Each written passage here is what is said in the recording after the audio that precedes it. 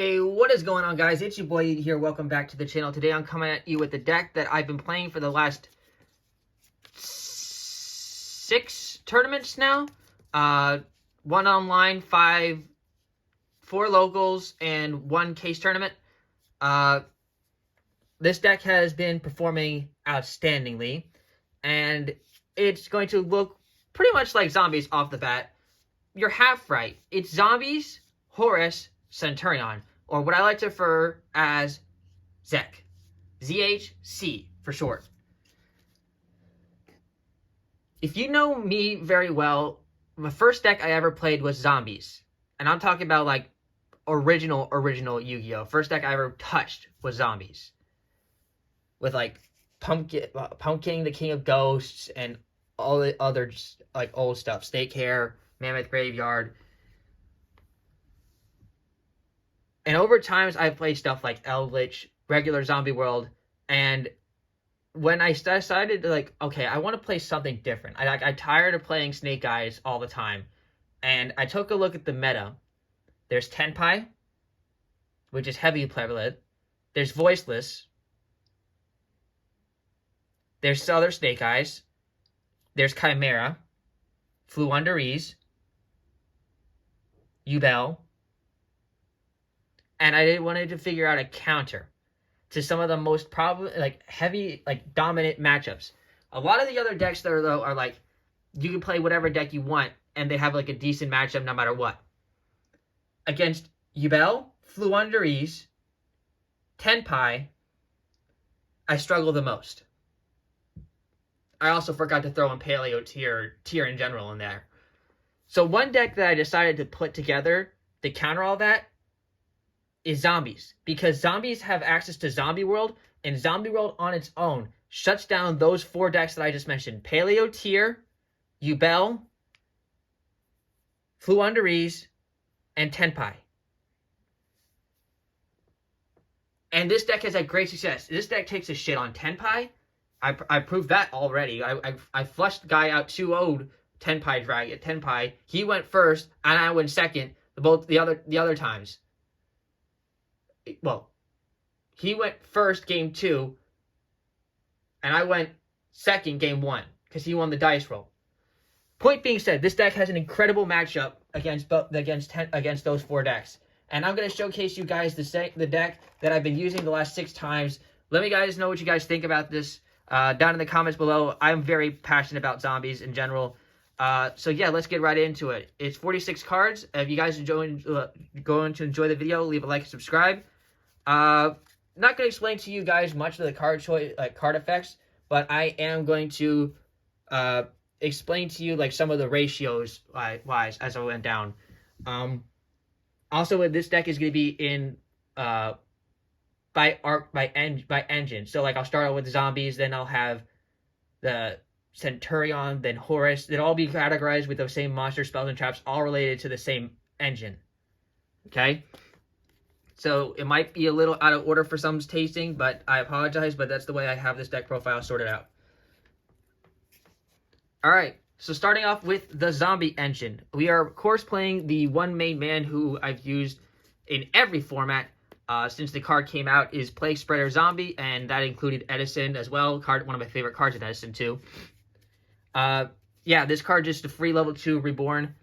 Yeah. I never play a zombie deck without this card, so that was kind of an easy decision for me. Then we have 3 copies of Uni-Zombie. Basically, your main normal summon, or one of your main normal summons. Uni-Zombie has 2 effects. You can use both of them a turn. Discard a card for hand to increase level, or send a zombie from deck to graveyard, increase level, and then you can't attack with anything but zombie monsters the rest of the turn. But most of the time, you'll be having Zombie World on the field out anyway, so that really doesn't impact you a lot. Only 2 copies of Mizuki this time.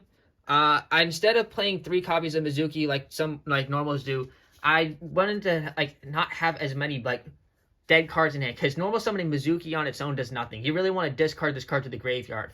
So I wanted to cut back my chances of drawing the Mizuki and have it really be sent to the graveyard. So that's why instead of playing 3, I cut it back down to 2, and I never missed a third. Then I also am playing 2 copies of Necroworld Banshee. So Necroworld Banshee is your main access to Zombie World. It also is a protection to Zombie World. I'm okay with seeing this card in my hand as well, because I do have some cards that do discard, and if worst comes to worst, I can extend and then use this as my normal summon, link it off, and then activate Zombie World from the graveyard with this effect. But from the deck by banishing Necroworld Banshee. You know what I mean. But I love this card. It's very good.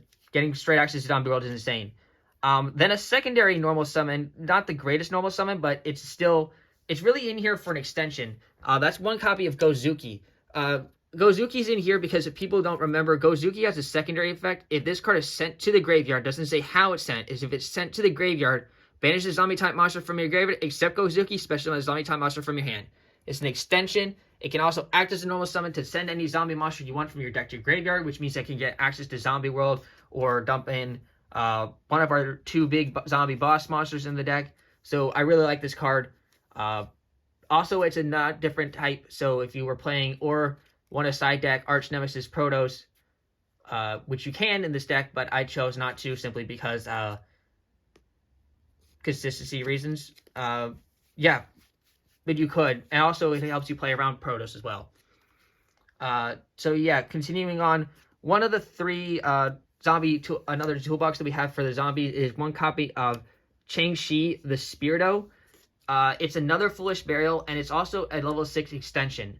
So if Changshi is ever banished, you can banish a different zombie monster from your graveyard, especially with this card from the banished. Then it gets placed on the bottom of the deck when it leaves the field. So for example, if you get played against Rudik, and this card gets banished, banishes different zombie monster from your graveyard, special summon this card, and then it gets recycled to the bottom. So essentially, it's an anti-runic card, and it also is a normal summon. And if for some reason you banish it from the graveyard, you can then summon it back as well, so making a double extension. Next up, for one of the boss monsters, and probably the best monster, but one of the most underrated cards to be printed, because it's such common, is 1 copy of Algul Mazaria. This card is insane. So Algul Mazaria is a common from Dimension Force, and it states that if a zombie monster you control will be destroyed by battle or card effect, you can banish this card from the hand or graveyard instead. If this card is banished from the hand or graveyard, you can special summon this card in defense position. Then you can reduce its level by 1. You can only use each effect of Algul Mazaria once per turn. So it was Zombie World's on the field. This card essentially is a protection.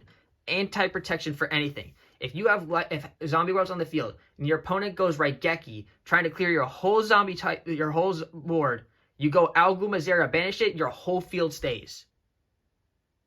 This card is crazy for that reason alone.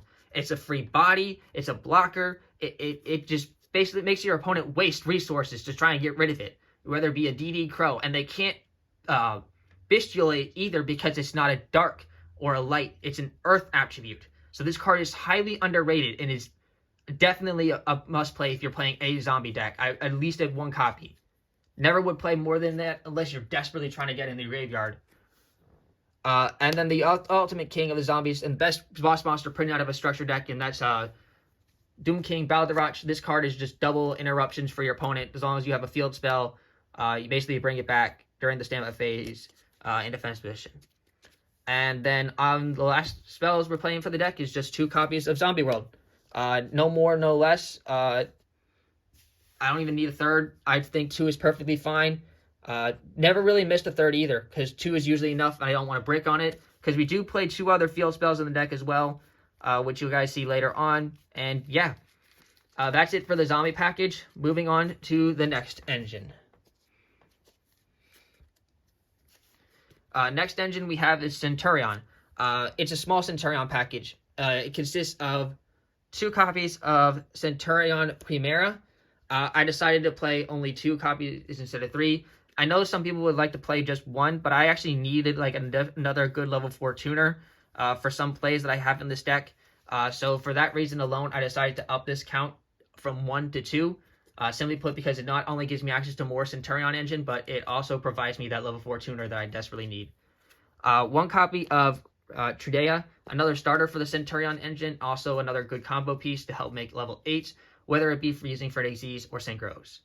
And then, of course, one copy of Emeth, just another extension piece, and part of the Centurion combo to make your level 12s. By the way, this deck does not calamities lock. So this deck is just in here strictly to make the two level 12s, two level 12 synchros, and that's pretty much it, or help make the AZs and synchro plays for the rest of my combos. Only one copy of Stand Up Centurion. Again, we're not trying to calamities lock, so it's not as important, but it acts as a starter and can basically like provide a full combo, not only a discard, which could discard our zombie monsters like Necroworld, Banshee, or Mizuki, but Stand Up Centurion basically lets us do a combo or a play without having to waste our normal summon. And then the last card for the Centurion engine is only just one copy of Emblema Oath. It's not a Centurion card. It doesn't say Centurion, but it makes Centurion startable. But I just didn't want another field spell, and it's 6 cards.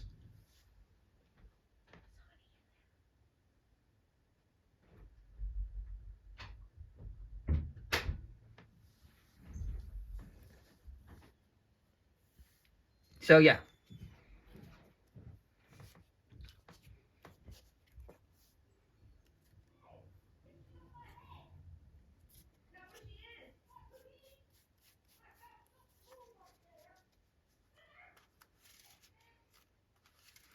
So yeah, that's it for the Centurion engine. On to the last engine of the deck, and that is the Horus engine. Pretty expensive engine, but it's necessary for this deck. I'll be honest with you. Horus is just OP. 3 copies of Msetti, Glory of Horus. This is pretty much mandatory. Your main essential Horus key piece. Whether it be pitching to get your King Sarcophagus, or yeah, really just pitching it to get your King Sarcophagus and discarding another card to really get the rest of your engine rolling. There's a Horus monster that I want to mention before I get on to the other ones, and that was one copy of Horus the Black Flame Deity. I played that card for like the first 2-3 tournaments, but then I decided to cut it out in favor of another copy of Necroworld Banshee. But I wanted to mention the card because it actually did come up and have me win a game because my opponent cleared my board, and I did have access to King Sarcophagus on the field, and I did have a Horus monster. So I could have special summoned Glory of the Horus, and it would have actually won me the game at that point in time. So I'm considering putting it back in, just the one copy. I just thought it'd be an honorable mention here. For the rest of the Horus monsters, it's just pretty much one copy of each of the rest of the names. One copy of Happy, one copy of Duamatif, and yes, we're playing one copy of Cuba Chef as well. I needed the names, basically the bodies, to bring back the more names, because the one time I went through all 3 of Duamatif, Msetti, and Happy, and I needed another level 8 to really seal the deal for make plays, and I missed the Cuba Chef, and if there was a better Horus monster that I can bring back, I'd play that, but there isn't, so I'm playing the one Cuba Chef. I do side this card out a couple of times, though, if I know I'm not going to make that play.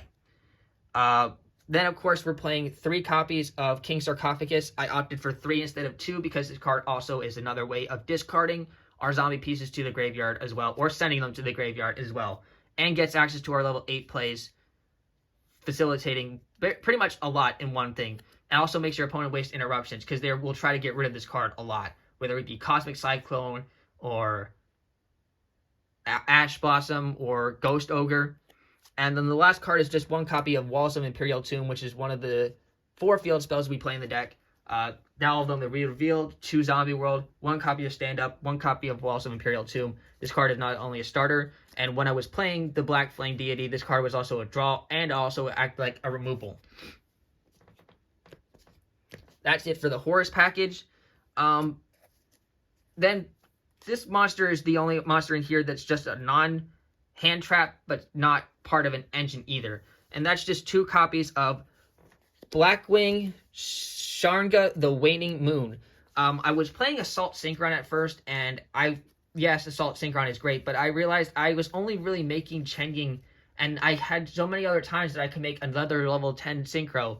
I didn't have Zombie World on the field. I went through Chen-Ying. Rudy Rhodes hurts me here, So I tried thinking of other good level 10 synchros, and the only thing that came to mind was Blackwing Full Armor Master, the level 10 synchro. And I was like, wait a second, isn't there a Blackwing tuner that can basically be like Assault Synchron? Yeah, and that's Sharnga. I had to like look it up, because this card can basically special summon if there's a monster with 2,000 or more attack on the field anywhere. And you can special summon from hand. And then if you have a Blackwing Synchro monster, you can banish this card from your graveyard, target one face-up card your opponent controls, and destroy it. But you can only use the effect once per tool. So essentially, this is an extension, and it also gets access to your level 10 plays, without me having to pay 700 life points to do so. So I decided to opt, instead of playing Assault Synchron, to play this card instead. And I don't regret it. Full Armor Master has come in clutch a couple of times. Then on for the hand traps.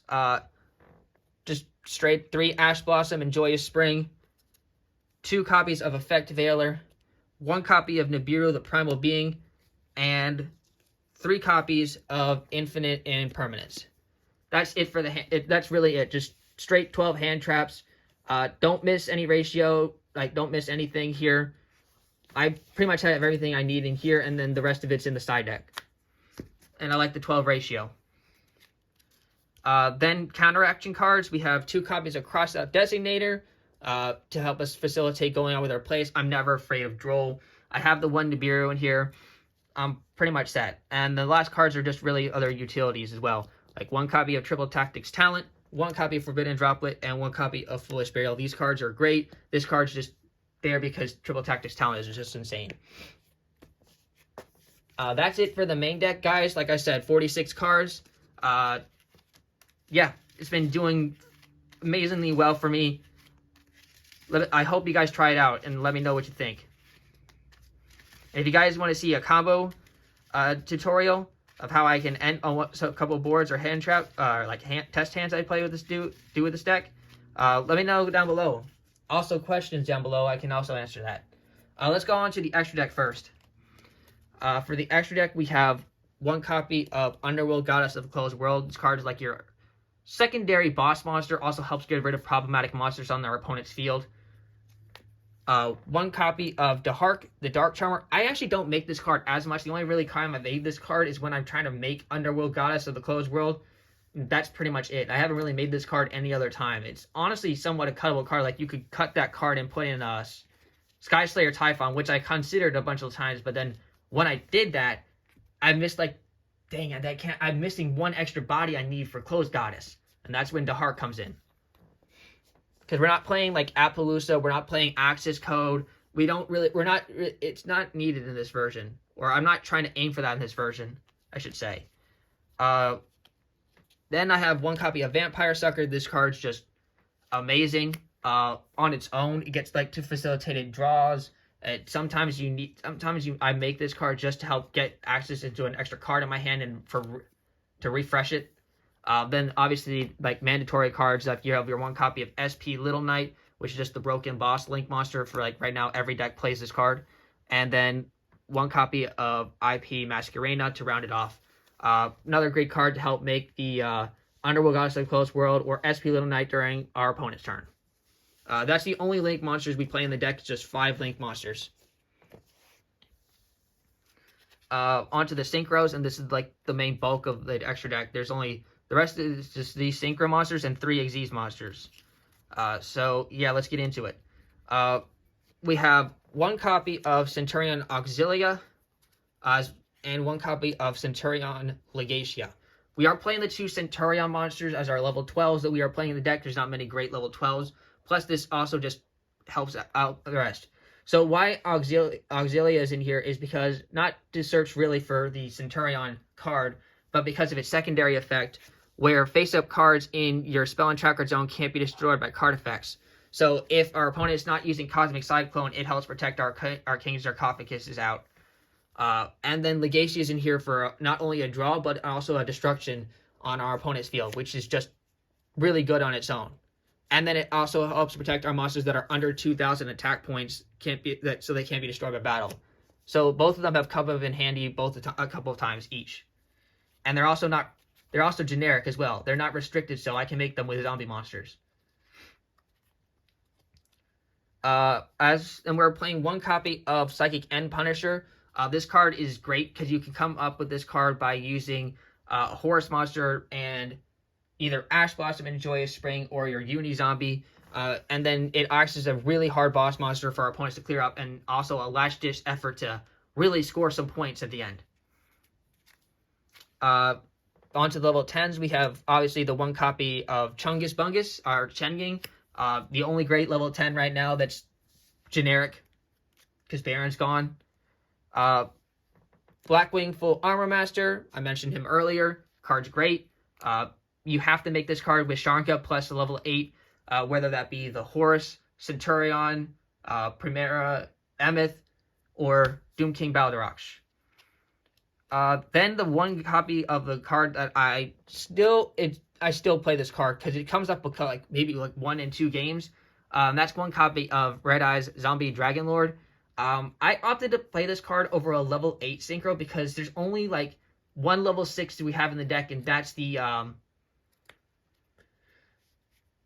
copy of Chen-Ying, the Spirit Owl. And I haven't really missed a level 8 synchro because honestly, I'm not playing Bestials in this version. If I was playing the full Bestial Horus Centurion Zombie 60 card Gasoline, I would definitely play a level 8 synchro in the deck, and then also Beatrice. But I'm not, and I just figured I'd play this card because if I have Zombie World out plus this, there's some crazy shit that you can do. There is some crazy stuff that you can do. Interrupt your opponent's plays is just icing on the cake with that. And then the last synchro monster we're playing in the deck is one copy of Immortal Dragon. This card helps us, can also get into the Red Eye Zombie Dragon Lord or any of our level 10s, and also facilitate a dump. You can go summon Immortal Dragon with Plague Spreader plus level 4, dump level 4 into the graveyard. This card becomes level 2, use 2 plus 8, make 10. Just really good. And then if it has a secondary effect, which most people forget, that if when your zombie monster is destroyed by battle while this card is in your graveyard, you can special summon this card, but banish it when it leaves the field. So it's also another wall. Just very good in general. That's it for the synchro monsters, and the last 3 monsters we play in the extra deck, pretty straightforward. One copy of number 90, Galaxy Eyes Photon Lord, which helps us play around Nibiru if we don't have Crossout Designator. One copy of the Zombie Vampire to start the mills. Also very good because it can't be destroyed by card of... Neither player can target this card with card effects with special summon monsters except those special summoned from the graveyard. So sometimes that can come up. And the one copy of Coach King Giant Trainer. I'm not playing Hope Harbinger in the deck. Never really needed it or missed it. And honestly, Giant Trainer I need it because sometimes this deck struggles when you're in time and you need a way to pull it out, pull something out. And this was one of the only things I can come up with. That's it for the extra deck. Let's quickly go over what we have as a side deck. Keep in mind, guys, side deck is up to personal preference. Please build your side deck to what you face in your locals or your tournaments. So I personally am playing 2 copies of Ghost Sister and Spooky Dogwood, 2 copies of Ghost Ogre and Snow Rabbit, 2 copies of Ghost Spell and Haunted Mansion, just really too much of each of the Ghost Sisters except for Mourner and Moonlit Chill. Because they're all amazing. They all have their, this one can help in time and also stop your opponent from special summoning crazy. These 2 just get rid of the face-up spells. This stuff's Bestials in the graveyard. Just all amazing all around. 2 copies of Dimension Barrier to help stop us against Tenpais and Centurion. Pretty much, and Branded as well. So this card's amazing right now. 1 copy of Eradicator Epidemic Virus. The one time that I played against Labyrinth and they had Eradicator Epidemic Virus, this card was in my deck. I crossed-out Designator Epidemic Virus and he scooped right away. Because you can meet the requirements for this card pretty dang easily, which is insane. Because you can just tribute off any one of your Imseti, you can tribute off Balderock, or any one of your...